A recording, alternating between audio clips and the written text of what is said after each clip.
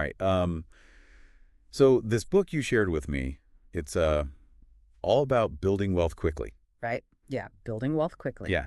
And I got to admit, the idea of reaching financial freedom faster, that definitely caught my attention. Yeah, I think we're all kind of looking for those financial shortcuts, right? Right. But what's interesting about this book is that it emphasizes a holistic approach, focusing on these three key levers: income, savings, and expenses. Ah, So it's not just about, cutting back on those lattes. yeah, It's about creating a system that works for you. that makes sense. So it's like a three-legged stool. You need all three legs to be strong, right, for Yeah, it to stand up. And the book calls this the wealth triangle, right? that's right. The wealth triangle. And what might surprise you is, while saving is important, the book actually argues that increasing your income has the biggest impact on building wealth quickly. And Hmm. it all boils down to this powerful concept called compounding. Okay, I've heard of compounding, but to be honest, it always seemed a bit like financial magic to me. Like money just growing on its own. How does that actually work? Well, it's all about earning interest on your interest. So imagine you invest $100 today and it earns a 7% annual return. After a year, you have $107. Okay. Not a huge jump, right? But here's the kicker. In year two, that $107 earns interest, not just the initial $100. Oh, okay. And this keeps happening year after year. Your money is essentially multiplying itself. So the more money you have invested, the faster it grows. And the Yeah. earlier you start, the more time that money has to, like, snowball. Exactly. I'm starting to see why the book stresses increasing income as like a key strategy. Exactly. It's like adding fuel to the fire. Now, speaking of boosting your wealth building potential, the book dives into this intriguing concept called the enterprise mindset. Okay, enterprise mindset. It sounds a bit intimidating, like something only CEOs talk about. So break it down for me. What does that actually look like in practice? Well, it's about shifting your perspective on money. Instead of seeing it as something to be hoarded and protected, you start thinking of it as a tool to generate more wealth. Okay. It's about constantly seeking out and optimizing opportunities to make and save money. So instead of just trying to like squeeze every penny out of my budget, I should be looking for ways to bring in more money Yeah. and then put that money to work for me. Right. It's a pretty empowering way to think about it. Exactly. It's about taking control of your finances and being proactive. Mm. And to really illustrate this mindset shift, the book shares a fascinating example. Warren Buffett's hourly earnings. Okay. Even while sleeping, he's earning more than most people make working a full day. That's incredible. Yeah. I may not be Warren Buffett, but it definitely makes you realize the potential of thinking differently about money. But how do we mere mortals actually put this enterprise mindset into action? Well, the book lays out four main avenues for making money: full-time employment, side hustles, entrepreneurship, and investing. And the key here is diversification. Diversification, so spreading your income across different sources. Exactly. That makes sense. It's like that old saying, don't put all your eggs in one basket. Exactly. If one income stream dries up, you have others to rely on. Right. This creates financial resilience and gives you more control over your financial future. Okay, let's dive into each of these pillars. Yeah. Starting with the one most of us are familiar with, the 9-to-5 grind.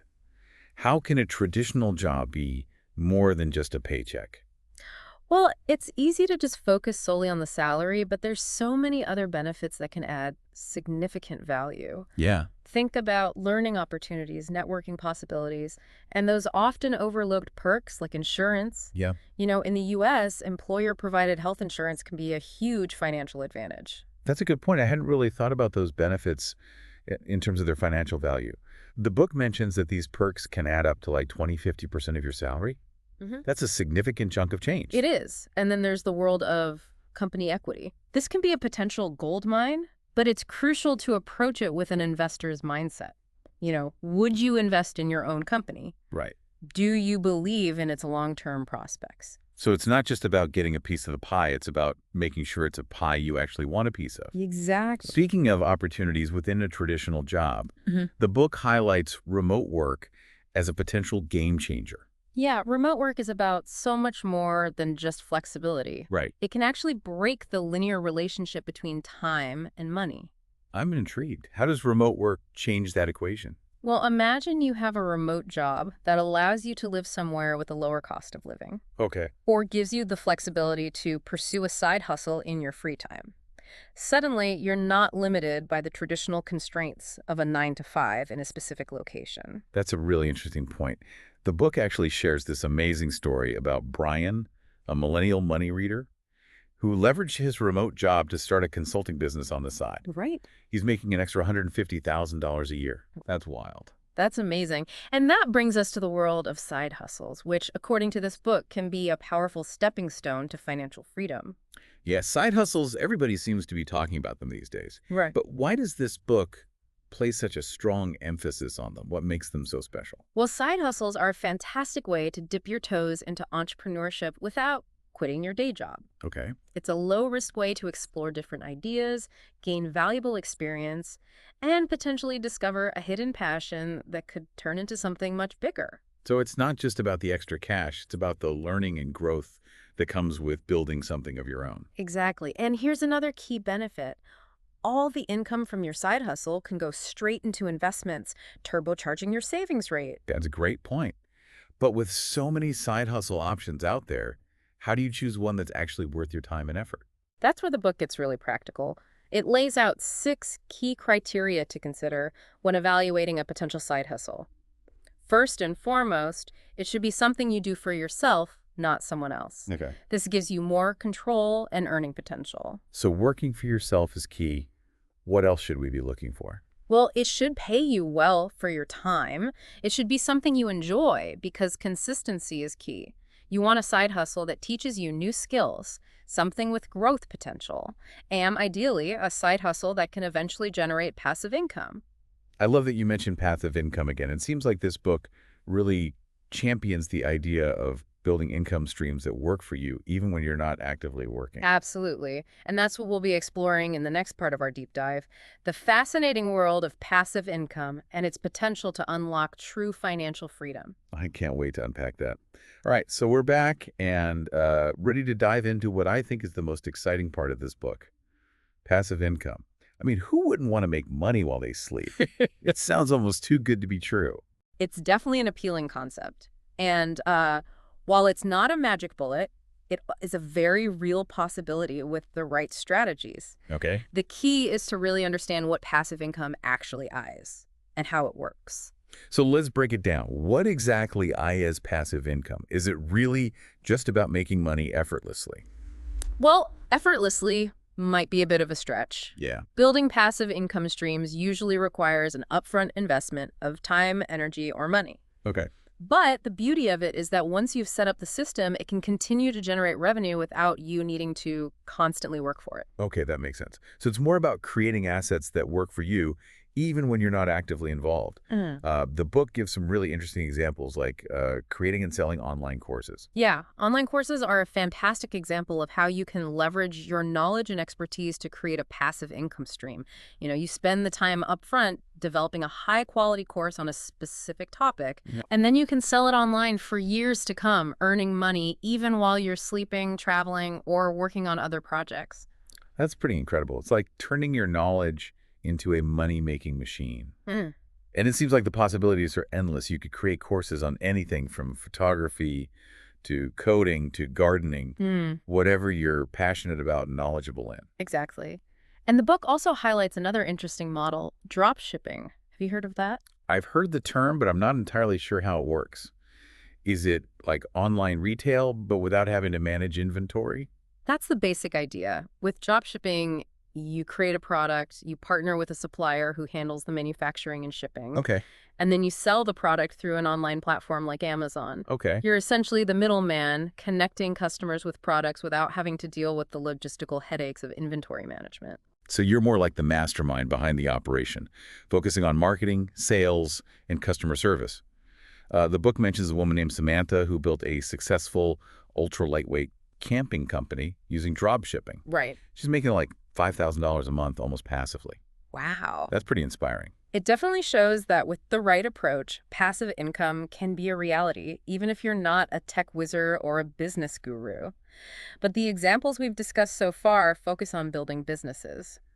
What might surprise you is that the book also considers investing to be a form of passive income. Hold on. Investing as passive income? That doesn't seem very passive to me. Don't you have to like actively research stocks, buy and sell at the right time, constantly monitor the market? That sounds pretty hands-on. That's a common misconception. Yeah. While there are definitely active investing strategies, the real power of investing, especially for long-term wealth building, lies in the power of compounding. Okay. Remember that snowball effect we talked about earlier? Right. Compound interest. That's where your money is essentially earning interest on its own interest, Yeah. growing exponentially over time. Exactly. And when you invest in assets like stocks or real estate, you're essentially letting your money work for you while you go about your life. Okay. You're not trading stocks every day. You're letting those investments compound over years, even decades. Right. That's where the passive aspect comes in. Okay. I'm starting to see the connection. But the book emphasizes the importance of starting early with investing. Why is that so crucial? Because the sooner you start investing, the more time your money has to compound and grow. It's like that old saying, the best time to plant a tree was 20 years ago. The second best time is today. Yeah. The same applies to investing. Every dollar you invest today is worth more than a dollar invested tomorrow, thanks to the power of compounding. So even if you're not starting with a huge chunk of change, consistent investing, even with small amounts, can make a big difference in the long run.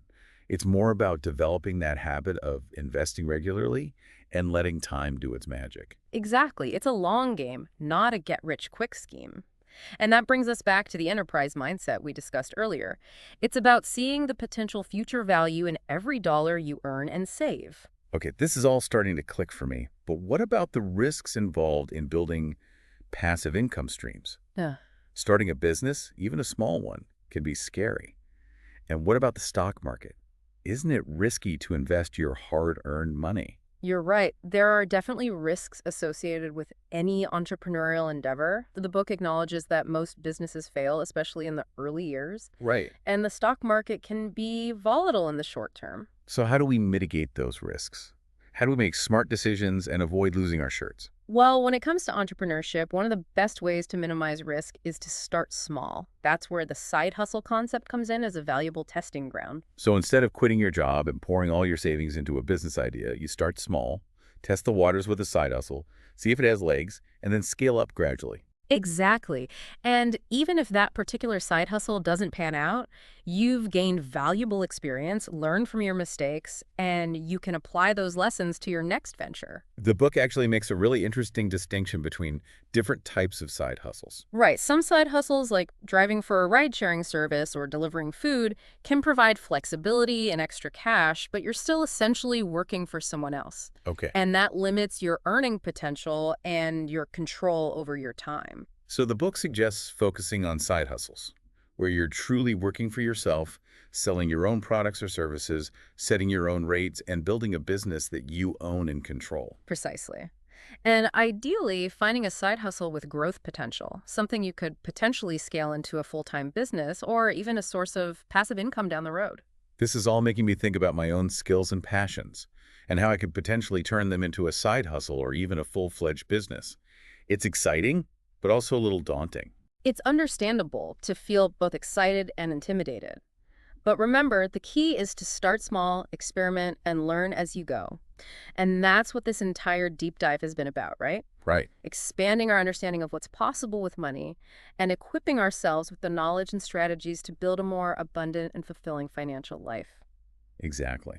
And speaking of knowledge and strategies, I'm really curious to hear what the book has to say about investing. We talked about compounding earlier, but I'd love to dig deeper into specific investing strategies and how to make smart choices. That's a great segue into the next part of our deep dive. We'll explore the different asset classes like stocks, bonds, and real estate, discuss diversification strategies, and delve into the importance of risk management. Sounds like a plan. Okay. So investing, it still feels a bit like a puzzle to me, but I'm eager to learn how to put all the pieces together. Yeah, investing can definitely feel intimidating at first. But just like with any new skill, it becomes much more approachable once you understand the basic concepts. So where do we even begin? The book talks about different asset classes, stocks, bonds, real estate. What are those exactly? And how do they fit into the big picture of building wealth? Think of asset classes like different ingredients in a recipe. Each one brings something unique to the table and contributes to the overall flavor. Okay, I like that analogy. So Yeah. tell me more about these ingredients. What are stocks, bonds, and real estate all about? Well, stocks represent ownership in a company. When you buy a stock, you're essentially buying a tiny piece of that company and betting on its future success. Stocks have the potential for high growth, but also come with higher risk. So stocks are like the spice in the recipe.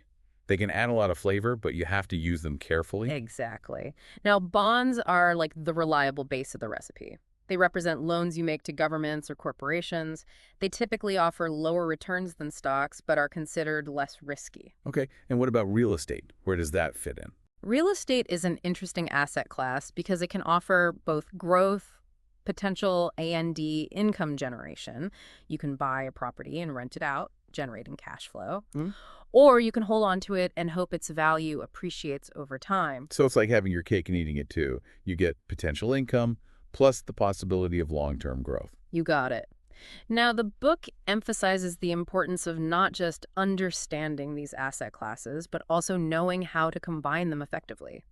And that's where diversification comes in. Right, diversification. Spreading your investments across different asset classes to reduce risk. It's that don't put all your eggs in one basket principle again. Exactly. By diversifying your portfolio, you're essentially hedging your bets. If one asset class performs poorly, you have others to cushion the blow. That makes a lot of sense. Wait. But how do you actually go about diversifying your portfolio? Is there like a magic formula? Well, while there's no one-size-fits-all formula, a common approach is to allocate a certain percentage of your investments to each asset class, based on your risk tolerance, time horizon, and financial goals. So someone who's younger and has a longer time horizon might be more comfortable with a higher allocation to stocks, while someone nearing retirement might prefer a more conservative approach with a larger bond allocation. Precisely. And the book provides some helpful guidelines and examples for determining your ideal asset allocation. But diversification isn't just about spreading your money across different asset classes.